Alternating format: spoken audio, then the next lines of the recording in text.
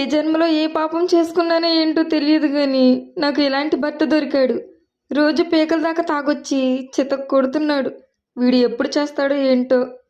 నా జీవితం అంతా వంటింటి బతికైపోయింది.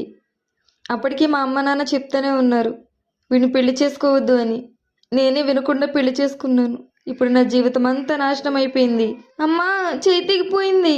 బాబోయ్, ఏవండి, తొందరగా రండి, చేయి తెగింది. ఏవండి, ఏవండి, ఏవండి, చేయి తెగిందండి. నేను ముందు తాగుతున్నా చూడు, ఈ ముందు నాదే, ఈ చికెను ముక్క నాదే. ముందు తాగుతున్నా ఈ ముందు చూడు, ఈ చికెను ముక్క కూడా నాదే. ఈ చికెను ముక్క నాదే. అబ్బా, ఒక పెగ్గేసి ఒక చికెను ముక్క తింటే ఉంటది. ఏవండి, ఏవండి, చిచ్చి వచ్చేసిందిరా. ప్రశాంతంగా ముందు కూడా తాగనేవదు.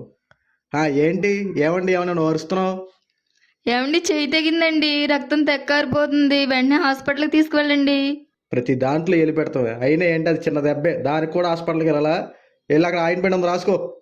అది అక్కడ అర్మర్లో ఆయింట్మెంట్ ఉంది రాసుకొని కూర్చోను, అక్కడ వెళ్ళి మెదలుకొని కూర్చో. ఇలా దెబ్బ తగిలి రక్తం కారుతుంటే హాస్పిటల్కి తీసుకెళ్లకుండా ఆయింట్మెంట్ రాసుకోమంటున్నారు. ఇలాంటి కష్టమే ఏడదానికి ఉండకూడదు. దేవా, నిన్ను మనస్ఫూర్తిగా ప్రార్థన చేస్తున్నాను. దేవా, ఎన్నో కష్టాలను అనుభవిస్తున్నాను. పుట్టినప్పటి నుండి నీ యందు భయభక్తులు కలిగి బైబిల్ చదువుతూ ప్రార్థన చేస్తూ ఉండేదాన్ని.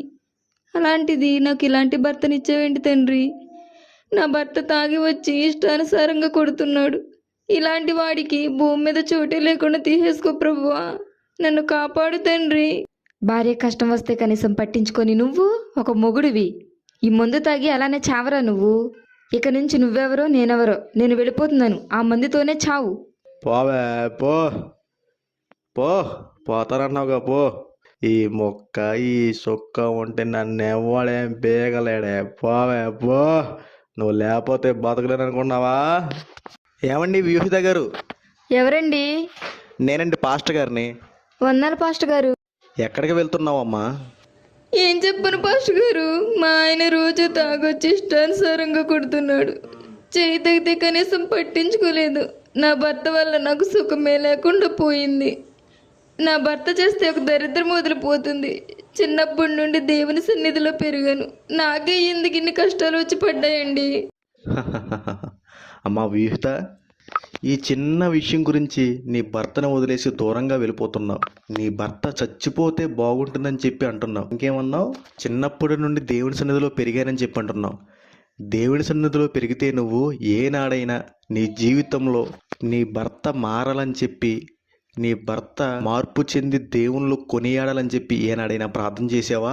తాగుతున్నాడు, కొడుతున్నాడని చెప్పి నీ భర్త చచ్చిపోతే బాగుంటుందని చెప్పి అనుకుంటున్నావు కదా. అదే భర్త కోసం నువ్వు ప్రార్థన చేసి, ప్రభువా నా భర్తను మార్చు, నా భర్త త్రాగుడు మాని నీ సన్నిధిలో ఉండేదిలా మీరే సహాయం చేయతండ్రి అని ఏనాడైనా ప్రార్థన చేసావా? భర్త చనిపోవడం కోసం ప్రార్థన చేసి ఉంటావేమో. ఒకసారి వెనక తిరిగి ఆలోచించుకో. అది తప్పు అమ్మా, అలా చేయకూడదమ్మా. నీ భర్త మార్పు కోసం నువ్వు ప్రార్థన చేయాలి. పాస్టర్ గారు, నన్ను క్షమించండి. ఇన్నాళ్ళు నేను నా కోసం ప్రార్థన చేసుకున్నాను, కానీ నా భర్త మార్పు కోసం, నా భర్త రక్షణ కోసం నేను ఏనాడు ప్రార్థన చేయలేదు. ఈరోజు మీరు నా కళ్ళు తెరిపించారు.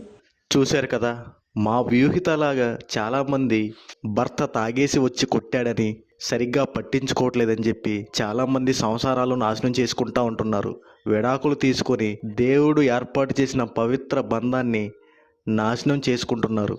బైబిల్ మీద ఆధారపడిన మనము దేవుడు చెప్పిన మాట ప్రకారం తగ్గింపు స్వభావం కలిగి నీ భర్త మార్పు కోసం, నీ పిల్లల మార్పు కోసం నువ్వు ప్రార్థన చేస్తే దేవుడు ఖచ్చితంగా నీ ప్రార్థన విని నీకు జవాబు ఇస్తాడు. ఈ విషయాన్ని అర్థం చేసుకుంటారని చెప్పి ఈ వీడియోని చేయడం జరిగింది.